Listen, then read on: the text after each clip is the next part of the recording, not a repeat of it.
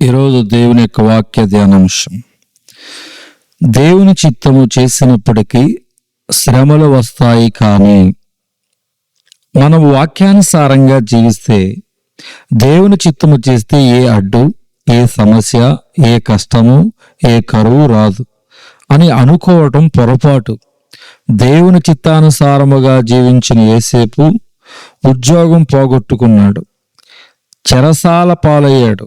దేవుని చిత్తానుసారముగా అభిషేకించబడిన దావీదు సౌలు చేత తరమబడ్డాడు. ప్రాణాలు గుప్పిట్లో పెట్టుకుని అరణ్యములో సంచరించవలసి వచ్చింది. అబ్రహాము ఎక్కడైతే నివసిస్తున్నాడో అది దేవుడు ఏర్పాటు చేసిన స్థలమే అయినప్పటికీ ఆ స్థలములో కరువు వచ్చింది. అదేవిధముగా ఇస్సాకు దేవుడు వాగ్దానము చేసిన స్థలములో దేవుని చిత్త ప్రకారమే జీవిస్తున్నప్పటికీ ఆ స్థలములో కరువు వచ్చింది. జాగ్రత్తగా గమనిస్తే అబ్రహాము, ఇస్సాకు ఇద్దరు కూడా ఉండవలసిన స్థలములో ఉన్నప్పటికీ కరువు వచ్చింది. అనగా మనం ఎక్కడ ఉండాలని దేవుడు ఆశించాడో అక్కడే ఉన్నప్పటికీ కష్టాలు వస్తాయి. దేవుడు మనకు ఏ ఉద్యోగం అయితే, ఏ వ్యాపారం అయితే ఇచ్చాడో అదే ఉద్యోగములో లేదా వ్యాపారములో ఉన్నప్పటికీ ఒడిదుడుకులు, ఇబ్బందులు వస్తాయి. దేవుని చిత్తానుసారముగా వివాహము చేసుకున్నప్పటికీ ఆ వివాహములో సమస్యలు వస్తాయి. బబులోను దేశములో నెబుకద్నెజరు ప్రతిమను నిలవబెట్టి దానికి మ్రొక్కకపోతే అగ్నిగుండములో పడవేస్తామని ఆజ్ఞాపిస్తే ముగ్గురు యవనస్తులు షడ్రకు, మెషకు, అబద్నిగోలు జీవము కలిగిన దేవుని ఎదుట తప్ప మనిషి ఏర్పాటు చేసిన విగ్రహం ఎదుట మోకరిల్లమని, ఇది మా దేవుని చిత్తానికి వ్యతిరేకమని చెప్పి దేవుని చిత్తము చేస్తే వారిని తీసుకువెళ్ళి అగ్నిగుండములో పడవేశారు. మనం నీతిగా జీవించినంత మాత్రాన కష్టాలు, వ్యాధులు, బాధలు, ఇరుకు, ఇబ్బందులు, ఆర్థిక సమస్యలు రావని మీరు అనుకోవద్దు.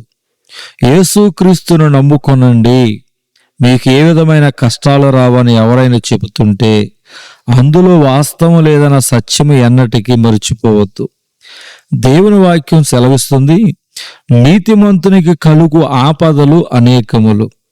కావున క్రీస్తును నమ్ముకున్నప్పటికీ, నీతిగా యథార్థముగా జీవిస్తున్నప్పటికీ, దేవుని చిత్తమనే జరిగిస్తున్నప్పటికీ కష్టాలు, శ్రమలు, ఇరుకు, ఇబ్బందులు వస్తాయి. కానీ వీటన్నిటి మధ్య ప్రశాంతతను కోల్పోకుండా, నోరు జారకుండా, దేవుని నిందించకుండా, చుట్టూ ఉన్న వారిని వేధించకుండా, బాధించకుండా ఆ సమస్యను, శ్రమను తీసుకువచ్చి ప్రభువుకు అప్పగించి, నా దేవుడు ఈ శ్రమ నుంచి విడిపించడానికి సమర్థుడని విశ్వసించి ముందుకే సాగినట్లయితే దేవుడు త్వరలోనే మహా అద్భుతాన్ని మీకు చూపిస్తాడన్నట్టులో ఏ విధమైన సందేహం లేదు. యేసేపును అన్యాయంగా చెరసాల పాలు చేసినప్పటికీ, ముగ్గురు యవనస్తులను అగ్నిగుండములో వేసినప్పటికీ వారు కోపానికి, ద్వేషానికి చోటివ్వకుండా దేవునికే ఆ శ్రమను అప్పగించారు. యేసేపు దేవుని చిత్త ప్రకారం పరిశుద్ధతను కాపాడుకున్నందుకు అన్యాయముగా చెరసాల్లో వేయబడినప్పుడు దేవుడు యేసేపును విడిచిపెట్టలేదు, కానీ ఆ శ్రమల నుంచి విడిపించి దేశానికి ప్రధానమంత్రిని చేశాడు. దేవుని చిత్తములో శ్రమ గుండా వెళితే అది మనకి ఆశీర్వాదాన్ని తీసుకువస్తుంది.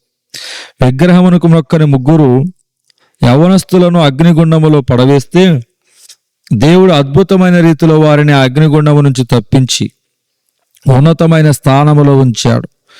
దేవుని చిత్తములో శ్రమలు వస్తాయి. వాటిని మనము ధైర్యముగా ఎదుర్కొనగలిగితే దేవుడు ఉన్నతమైన స్థితికి మనల్ని తీసుకుని వెళ్తాడు.